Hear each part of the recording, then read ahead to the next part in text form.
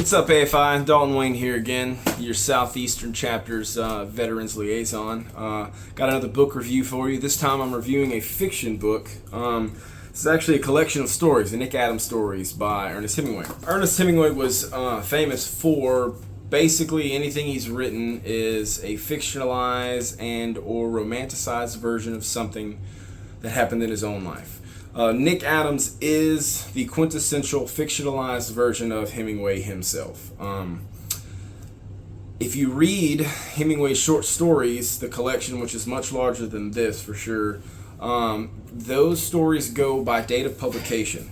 So in the 20s, he released a short story collection where one of the stories was Nick Adams as a 10-year-old, and a couple of pages later we get Nick Adams as a 25-year-old. So what this book does is it takes all of the Nick Adams stories and it puts them in chronological order in Nick's life. So one of the first stories may have been written when Hemingway was an older man, but it was about Nick as a child. And I like that. I think that's really cool. Having already read all of these stories, I'd never read them in chronological order like this, and really sheds a lot of light on the time periods that they were written, who Hemingway was, who he wanted to be, who we thought he was, who he did not want to be. Just a great look into, for one, his life. I consider myself a Hemingway scholar. I'm a big fan. As I know our fearless leader Trevor is as well. These, I think, do the best job in all of his work to highlight the issues of soldiers with PTSD. There's a short story in here, my favorite short story of all time, called The Big Two-Hearted River. It's written in 2 parts, and it's about Nick returning from World War I with what they called shell shock at the time.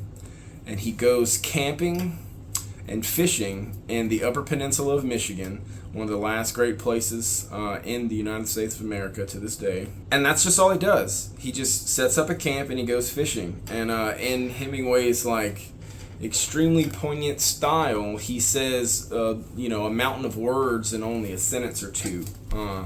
Actually, probably you don't even hear another person talk until halfway through the story when Nick says something to himself, basically. Yeah, I just think that a lot of people, especially military folks, can get a lot from this, and really any of Hemingway.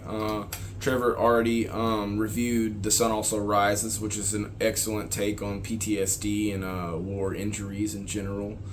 So yeah, while I'm not a super big fiction guy, Hemingway is probably one of my favorites, and this collection is fantastic. At least read Big Two-Hearted River parts 1 and 2. You'll definitely thank me. It is such a compelling read. I read it 2 or 3 times a year. That's how good it is. Thanks, guys. I'll see y'all soon. Get to reading.